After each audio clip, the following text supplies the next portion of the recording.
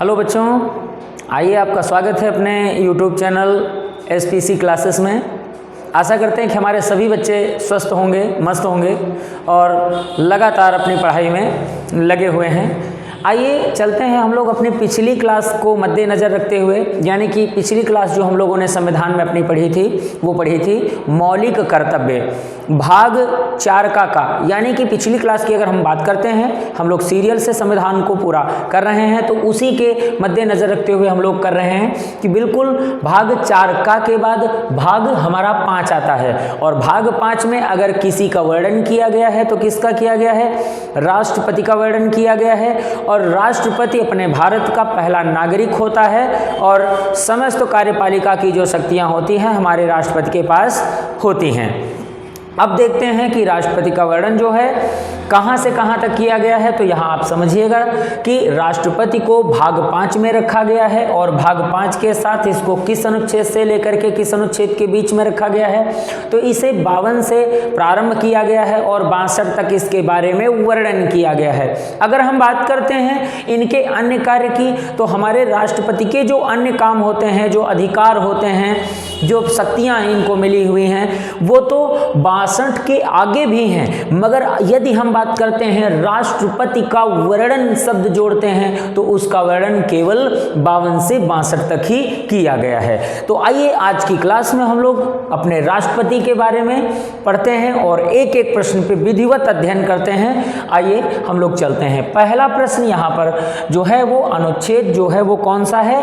अनुच्छेद 52 में बताया गया है। तो अनुच्छेद 52 में कहा गया है कि भारत का एक राष्ट्रपति होगा, यानी कि राष्ट्रपति पद जो है ये हमारे अनुच्छेद 52 में वर्णित किया गया है। इसमें साफ साफ कहा गया है कि ये जो अपना भारत है, संघ है, इसका एक राष्ट्रपति पद होगा। यह इसका वर्णन इसमें किया गया है। तो अगर बात करते हैं हमारा राष्ट्रपति किस अनुच्छेद में वर्णित किया गया है, तो 52 में राष्ट्रपति का वर्णन किया गया है। तो यहाँ पर ध्यान रखेंगे हम लोग राष्ट्रपति का वर्णन। तो वर्णन में हम क्या पाते हैं कि पद का वर्णन किया गया है। तो यहाँ पर जो है वर्णन काहे का है? पद का। ये चीज ध्यान रखेंगे कि हमारे भारत में एक राष्ट्रपति होगा, ऐसा वर्णन किया गया है। अब हम लोग चलते हैं अनुच्छेद 53 में। तो 53 की अगर हम बात करते हैं, जैसे यहाँ पर जो है कार्यपालिका जिसे कहा जाता है, कार्यपालिका, तो कार्यपालिका का अधिकार अगर हम बात कर रहे हैं, हमारा राष्ट्रपति कार्यपालिका का अधिकार रखता है, तो प्रश्न बनता है कि समस्त कार्यपालिका की जो शक्तियां हैं वो अपने भारत में किसको सौंपी गई हैं? वो राष्ट्रपति को सौंप दी गई हैं। अब प्रश्न ये है कि हमारी जो कार्यपालिका होती है उनमें से किसी भी विधेयक को मंजूरी प्रदान करना, विधेयक को अनुमति देना, विधेयक के बारे में संस्तुति करना या उसका जो है अध्ययन करना, उसका लेखा परीक्षण करना, इन सभी प्रकार के जो काम होते हैं वो कार्यपालिकी संबंधी जो पूरे के पूरे किसको सौंपे गए हैं? राष्ट्रपति को सौंप दिए गए हैं। फिर बात करते हैं अनुच्छेद 54 की। तो 54 में क्या बताया गया है? तो यहां समझना है आपको, अनुच्छेद 54 जो है वो निर्वाचन के बारे में इसका वर्णन करता है। निर्वाचन यानी कि अगर हम शॉर्टकट में यहाँ चलते हैं निर्वाचन, तो इसकी विधिवत व्याख्या यहाँ की गई है कि हमारे राष्ट्रपति का जो वर्णन किया गया है उसके चुनाव संबंधी वर्णन किसमें किए गए हैं? तो राष्ट्रपति का जो चुनाव संबंधी वर्णन है वो 54 में किया गया है। यानी कि राष्ट्रपति का जो चुनाव होगा वो चुनाव किससे किया जाता है? अनुच्छेद 54 से राष्ट्रपति का निर्वाचन किया जाता है। यानी कि यदि भारत में राष्ट्रपति का चुनाव हो रहा है तो किस अनुच्छेद से अधिकार होता है? तो 54 से अधिकार होता है। मगर एक बात आपको बताते हैं, अगर यहाँ पर अनुच्छेद 71 की बात कर दी जाती है हट करके राष्ट्रपति से, तो वहाँ पर क्या होता है, अनुच्छेद 71 में इसी के बारे में बोला गया है कि अगर कहीं राष्ट्रपति के निर्वाचन संबंधी कोई विवाद उत्पन्न हो जाता है तो उस विवाद का निपटारा कौन करेगा। तो विवाद का निपटारा फिर निर्वाचन आयोग नहीं करेगा, यहाँ अधिकार होता है कि इनके किसी भी संबंधी चुनाव का जो भी किसी प्रकार का जो है मतभेद होता है तो वह मतभेद या फिर उस विवाद का निपटारा सुप्रीम कोर्ट करेगा। यानी कि अनुच्छेद 71 यह पावर देता है किसको, सुप्रीम कोर्ट को अधिकार देता है कि यह सुप्रीम कोर्ट करेगा, निर्वाचन आयोग का यहाँ पर अधिकार नहीं होता है। तो यहाँ जो 54 अनुच्छेद है इसमें निर्वाचन करने के लिए बताया गया है कि राष्ट्रपति का निर्वाचन 54 से किया जाता है, परंतु 71 में बताया गया है कि राष्ट्रपति के निर्वाचन संबंधी किसी भी विवाद का निपटारा केवल सुप्रीम कोर्ट करेगी। यदि हम बात करते हैं अपने निर्वाचन आयोग की, तो ये जो आयोग है ये वैसे तो 324 में वर्णित है, यानी कि निर्वाचन आयोग का वर्णन अनुच्छेद 324 में है और सुप्रीम कोर्ट का जो है 124 में है। तो 124 सुप्रीम कोर्ट, 324 निर्वाचन आयोग। मगर बात हो रही है कि हमारे राष्ट्रपति का जो निर्वाचन होगा उसमें अगर कोई वाद विवाद उत्पन्न होता है तो यहाँ पर निर्वाचन अधिकार का कोई अधिकार नहीं होगा, वो निपटारा केवल सुप्रीम कोर्ट ही करेगा। इस प्रश्न को वेरी मोस्ट तरीके से तैयार करना है भाई। चलते हैं अगले प्रश्न पे, हम बात करते हैं यानी कि 52 देखा, 53, 54 और आते हैं हम लोग अपने 55 नंबर पे। यानी कि जो 55 अनुच्छेद है इसमें क्या वर्णित किया गया है, तो हम आपको बताएं अनुच्छेद जो 55 है, 55 में बताया गया है कि हमारा जो राष्ट्रपति है इसी के निर्वाचन की विधि, यानी यहाँ ये कर सकते हैं निर्वाचन विधि। बहुत ही शॉर्टकट में अगर हम भाषा का प्रयोग कर रहे हैं तो यहाँ ये समझ लीजिएगा निर्वाचन विधि। मगर किसकी निर्वाचन, ये ध्यान रखना है, निर्वाचन की विधि यानी हमारे राष्ट्रपति की।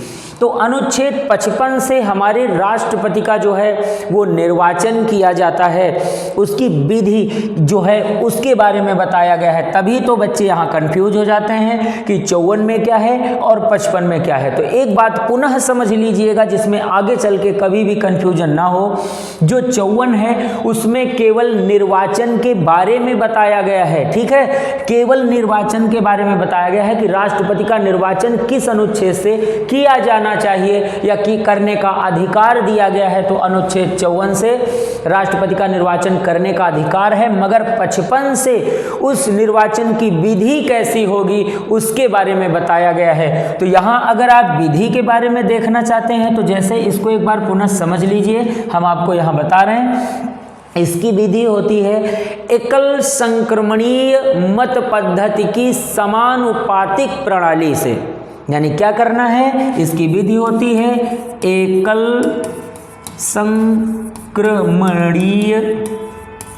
मत पद्धति जिसे हम लोग कहते हैं तो मत पद्धति की समानुपातिक प्रणाली। बिल्कुल, एक बार इसको फिर से समझ लीजिएगा। क्या बताया, इसकी विधि क्या है, यानी कि जब भी कभी राष्ट्रपति का निर्वाचन होगा तो उसकी विधि है, उसका तरीका है एकल संक्रमणीय मत पद्धति की समानुपातिक प्रणाली से किया जाएगा। यानी अगर इसकी हम लोग व्याख्या करें, इस प्रश्न की व्याख्या करें, इस पंक्ति की व्याख्या करें तो इसका मतलब होता है कि प्रत्येक जो मतदाता होगा राष्ट्रपति के चुनाव में जो भाग लेते हैं उनका निर्वाचक मंडल होता है। तो जो निर्वाचक मंडल में मतदाता होगा वो प्रत्येक राष्ट्रपति पद पर खड़े हुए प्रत्येक उम्मीदवार को क्रमशः बारी बारी से वोट कर सकता है यानी करेगा, जबकि सामान्य निर्वाचनों में ऐसा नहीं होता है। यानी कि यहाँ पर केवल एक ही उम्मीदवार को वोट करना होता है, नहीं तो वोट खराब मानी जाती है। परंतु राष्ट्रपति के निर्वाचन में क्या किया जाता है कि बारी बारी से क्रमशः सभी उम्मीदवारों को वोट देना है। तो यहाँ जो लिखा है एकल संक्रमणीय मत पद्धति की समानुपातिक प्रणाली, यानी समान रूप से सबको वोट देना है, मगर कैसे? एकल संक्रमणीय, एक एक करके सबको अलग अलग कोडिंग नंबर देना है। चलते हैं हम लोग यहाँ पर 56 नंबर पे आते हैं। अब प्रश्न है कि हमारा जो राष्ट्रपति होता है वो 56 अनुच्छेद में क्या वर्णन है? तो 56 में एक बार फिर से समझ लीजिएगा कि भारत के राष्ट्रपति की पदावधि, यानी हमने यहाँ पर शॉर्ट फॉर्म में लिख दिया पदावधि, जिसे हम लोग क्या कहते हैं? पदावधि कहते हैं। तो यानी पद की अवधि, इसे याद कर सकते हैं। पद की क्या याद करेंगे? पद की अवधि। तो प्रश्न बनता है कि राष्ट्रपति की कार्यकाल या पदावधि कितनी होती है? तो जो हमारा राष्ट्रपति होता है वैसे तो 5 साल के लिए यानी 5 वर्ष के लिए इसकी नियुक्ति की जाती है, मगर राष्ट्रपति की 5 साल के लिए नियुक्ति उसका चुनाव किया जाता है। यदि इत्तेफाक से राष्ट्रपति की मृत्यु हो जाती है या फिर राष्ट्रपति असंवैधानिक तरीकों में फंसता है तो उसको महाभियोग की प्रक्रिया लगा के हटाया भी जा सकता है, या फिर उसको इस पद से हटने के लिए एक और प्रक्रिया है, चाहे तो वो स्वेच्छा से अपना त्यागपत्र अपने उपराष्ट्रपति को सौंप सकता है। यानी कि राष्ट्रपति की पदावधि में कई बातें निर्भर करती हैं। बच्चे ज़्यादातर एक बात याद कर लेते हैं कि केवल कार्यकाल 5 साल, नहीं भाई, बिल्कुल अगर आप बेहतर तैयारी कर रहे हो तो बिल्कुल इनकी पूरी बातों को उठाइए। राष्ट्रपति की पदावधि होती है, कार्यकाल की बात नहीं की गई, पदावधि, यानी कि पदावधि में कितनी बातों को उठाना है? या तो 5 वर्ष रहेगा, या तो महाभियोग तक रहेगा, या तो जब तक उसकी मर्जी होगी तब तक रहेगा, नहीं तो इस्तीफा दे देगा, और एक अवधि यह भी होती है कि इत्तेफाक से उसकी मृत्यु हो जाती है तब।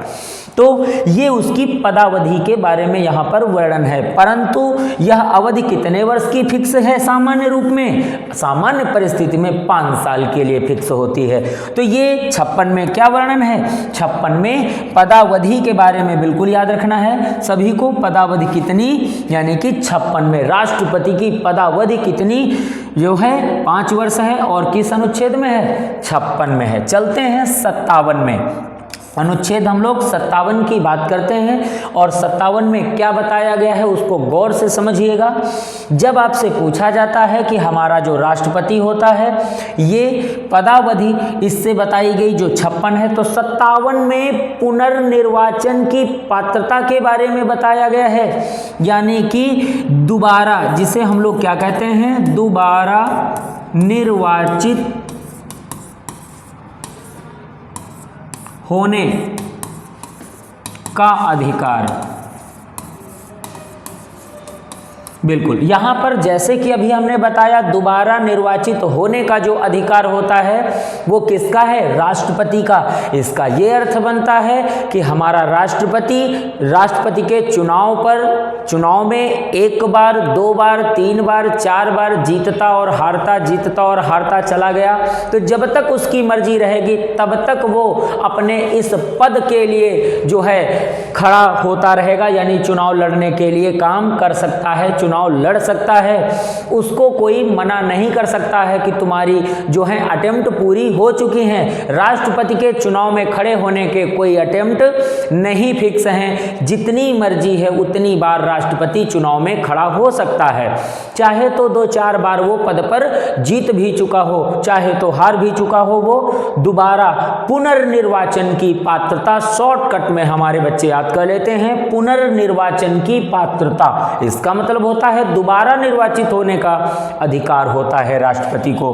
58 में देखते हैं, अनुच्छेद 58 जो होता है ये हमारे राष्ट्रपति के बारे में वर्णित किया गया है। और अनुच्छेद 58 मूलतः अगर बात करें ये क्या है, तो 58 में हमारे राष्ट्रपति की अहर्यताएं बताई गई हैं। अहर्यताएं हमारे राष्ट्रपति में जो आहार्यताएं होती हैं, यानी कि कितना आहार्य होना चाहिए, कितनी उसकी जो क्वालिफिकेशन जैसे हम लोग पूछते हैं तो वो कितना आहार्य होना चाहिए, कितना वो उसके पास डिग्री होनी चाहिए, इसके बारे में बताया गया है। तो बिल्कुल बहुत ही छोटा पॉइंट है आहार्यता, यानी आहार्यता 58। बिल्कुल अगर आसानी से याद करना चाहते हैं तो 58 से आहार्यता, तो दोनों में 58 आहार्यता 58 दोनों में आ का प्रयोग किया गया है, आसानी से याद हो जाएगा।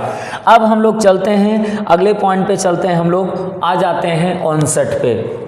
59 पे अगर बात करें क्या है, 59 पे पद की शर्तें होती हैं, जिसको हम लोग क्या कहते हैं, पद की शर्तें। राष्ट्रपति का जो पद होता है उसके लिए कुछ शर्तें आवश्यक होती हैं, वो कौन सी शर्तें हैं, तो इनके बारे में हम लोग जब पढ़ते हैं तो सीधी सी बात, यहाँ पर वो पागल दिवालिया नहीं होना चाहिए, वो किसी भी कोर्ट द्वारा सजा पाया हुआ नहीं होना चाहिए, वह जो है कम से कम किसके बराबर, यानी कि सुप्रीम कोर्ट के न्यायाधीश बनने के योग्य होना चाहिए। इस तरीके की जो है शर्तें उसके पद पर होती हैं। अब हम लोग बात करते हैं अनुच्छेद 60 की बात करते हैं। तो अगर हम बात करें अनुच्छेद 60, तो यदि यहाँ देखा जाए तो राष्ट्रपति पद जो होता है, तो राष्ट्रपति पद के लिए अगर हम शपथ की बात करते हैं, शपथ, तो यहाँ से क्या दिया जाता है, यानी कि राष्ट्रपति के पद की जो शपथ होती है वो किस अनुच्छेद से दी जाती है, तो बिल्कुल याद कर लो, हमारे भारत के राष्ट्रपति को शपथ देने का वर्णन अनुच्छेद 60 में किया गया है। परंतु इसकी हम व्याख्या करते हैं, इसको समझते हैं कि राष्ट्रपति को जब पद एवं गोपनीयता की शपथ दी जाती है तो महत्वपूर्ण यहाँ बात क्या निर्भर करती है कि राष्ट्रपति को पद एवं गोपनीयता की शपथ कौन देता है, तो इसको पद एवं गोपनीयता की शपथ सुप्रीम कोर्ट का जो मुख्य न्यायाधीश होता है ये देता है। बिल्कुल याद रखना है, मुख्य न्यायाधीश, ये बात बिल्कुल याद रखने वाली है कि हमारे राष्ट्रपति को जो है पद एवं गोपनीयता की जो शपथ दी जाती है वो किस के द्वारा दी जाती है, तो सुप्रीम कोर्ट के मुख्य न्यायाधीश के द्वारा इसको पद एवं गोपनीयता की शपथ दी जाती है। किस अनुच्छेद से दी जाती, तो वो याद रखना है भाई, अनुच्छेद 60 से दी जाती है, तब जा करके वो अपनी गद्दी पर आसीन होता है, बैठता है। अब बात करते हैं अनुच्छेद जो है 61 की बात करें तो यहाँ देख पा रहे हैं हम लोग कि 60 से वह पद पर बैठता है और 61 से वह उठ जाता है। अगर हम लोग बात करें, शपथ मीन्स बैठना होता है, ठीक है, बिल्कुल याद कर लो, शपथ मीन्स बैठना होता है, तो 60 से बैठो, 61 से उठो, यानी कि आप यहाँ ये याद कर लो 61 से उठो। बहुत आसान है, अगर याद करना चाहो तो पेपर में सबसे ज़्यादा बार ये क्वेश्चन पूछे जाते हैं, 61 से उठो यानी कि महाभियोग। इसको क्या कहते हैं, इसको कहते हैं महाभियोग। यानी कि यदि हमारा राष्ट्रपति जो होता है वो अगर कहीं संवैधानिक परिस्थितियों में गलत काम करता है, संविधान के विपरीत कोई काम करता है, संविधान का उल्लंघन करता है, कानूनों का उल्लंघन करता है, तो ऐसी परिस्थिति में हमारे राष्ट्रपति को अनुच्छेद 61 के द्वारा संसद में जो है दोनों सदनों से महाभियोग की प्रक्रिया पारित होने के बाद हमारे राष्ट्रपति को पद छोड़ना होगा। यानी कि राष्ट्रपति को पद छोड़ने के लिए क्या जरूरी होता है कि उसका राष्ट्रपति का जो पद है उस पर यह सिद्ध हो जाए कि राष्ट्रपति ने संविधान का उल्लंघन किया है। अगर यह सिद्ध नहीं होता है तो राष्ट्रपति पर महाभियोग की प्रक्रिया पूरी नहीं समझी जाएगी। यानी कि इसको महाभियोग लगने के लिए जरूरी क्या होता है कि इसे न्यायालय द्वारा सिद्ध किया जाना आवश्यक होता है कि राष्ट्रपति ने क्या संविधान का उल्लंघन किया है या फिर संविधान का उल्लंघन नहीं किया है। यदि उसने संविधान का उल्लंघन, कानून का उल्लंघन नहीं किया है तो उसे उसकी गद्दी से हटाया नहीं जा सकता है, भले ही संसद के दोनों सदन इसकी कार्यवाही में लगातार जो हैं बल दे रहे हों, परंतु उसे हटाया नहीं जाएगा। यदि बात करें कि अब तक क्या ऐसा कोई सुप्रीम कोर्ट का मुख्य न्यायाधीश रहा है जिसको महाभियोग से हटाया गया हो, तो यहाँ पर प्रश्न याद कर लेना कि ऐसा कोई मुख्य न्यायाधीश नहीं रहा है जिसे हटाया गया। तो यहाँ पर प्रश्न क्या है, हाँ, कोई नहीं रहा है जिसे हटाया गया। तो यहाँ अगर देखेंगे कि ये जो प्रक्रिया है महाभियोग की कौन लगाता है, तो उसकी बात आपको याद कर लेना होगा, संसद। यानी महाभियोग की प्रक्रिया लगाने का पावर किसके पास होता है, तो संसद के पास यह अधिकार दिया जाता है।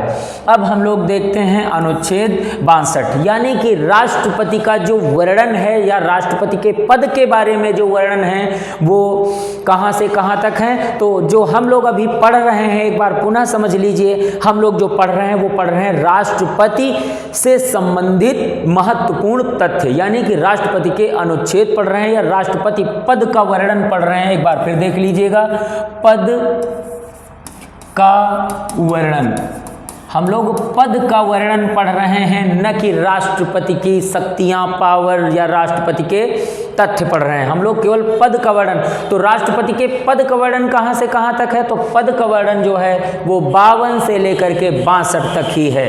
ये बात ध्यान रखना है। चलिए देखते हैं इसका अंतिम अनुच्छेद जो 62 नंबर है वो क्या है।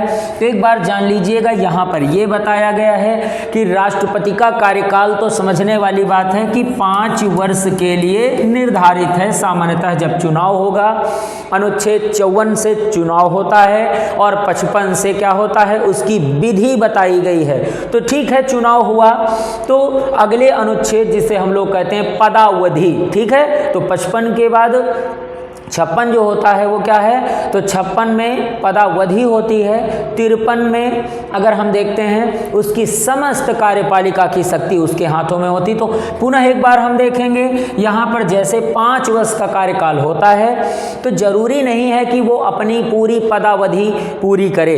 ऐसा भी हो सकता है कि वो बीच में ही 5 वर्ष के बीच में ही वो क्या कर सकता है, इस्तीफा अपना दे सकता है। तो यदि क्वेश्चन ऐसा पूछा जाता है राष्ट्रपति अपना इस्तीफा किसको देता है, तो आपको जवाब करना होगा राष्ट्रपति अपना इस्तीफा किसको दे सकता है, तो उपराष्ट्रपति को। बिल्कुल, जिसे याद कर लेना भाई, उपराष्ट्रपति जो होता है ये अपना इस्तीफा उपराष्ट्रपति को दे सकता है। बिल्कुल इसे ध्यान रखने वाला है प्रश्न। अब प्रश्न ये है कि इस्तीफा दे देता है तो क्या 5 वर्ष वो रहता है अपनी जगह पर, यानी नहीं रहता है, या फिर 5 वर्ष की पदावधि कार्यकाल है तो यदि बीच में ही वो क्या हो जाता है, उसकी मृत्यु हो जाती है, तो बताएं क्या वो 5 वर्ष रह रहा है, नहीं रह रहा। तो यहाँ पर ये बताया गया है चाहे तो मृत्यु की परिस्थिति हो, चाहे तो इस्तीफा की परिस्थिति हो, यदि ये परिस्थितियां उत्पन्न हो जाती हैं तो जब दोबारा चुनाव होगा तो बीच के वर्षों में ही चुनाव होगा, परंतु वह चुनाव पुनः कितने वर्ष के लिए, पुनः 5 वर्ष के लिए चुनाव होगा, न कि शेष कार्यकाल के लिए चुनाव होगा। यानी हमारे राष्ट्रपति का जो चुनाव होगा वो दोबारा कितने महीना के अंदर हो जाना आवश्यक है, 6 माह के अंदर हो जाना आवश्यक होता है। और वो जो चुनाव होगा इससे 6 महीने के अंदर होना चाहिए। और बड़ी बात यह है कि उसे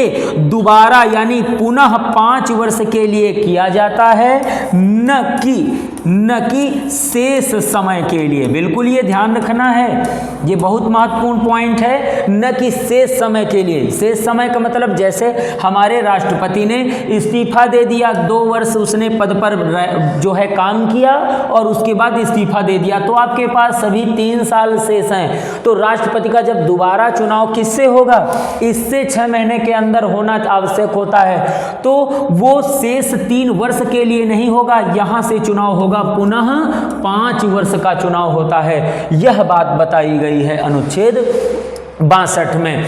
तो जिस तरीके से हम लोग अपने राष्ट्रपति के बारे में केवल उसके पद के बारे में हम लोगों ने वर्णन किया है, पढ़ा है इसको, तो एक बात ध्यान रखना है, इस राष्ट्रपति के जो कार्य हैं, इसके जो अधिकार हैं, वो हम लोग इसकी अगली क्लास में आपको करेंगे, क्योंकि जिस तरीके से हम लोग अपने संविधान को एक सीरियल बाय सीरियल अनुच्छेद में पढ़ रहे हैं, तो इसके अधिकार एवं उसके जो पावर हैं वो हम लोग अगली क्लास में पढ़ेंगे। धन्यवाद।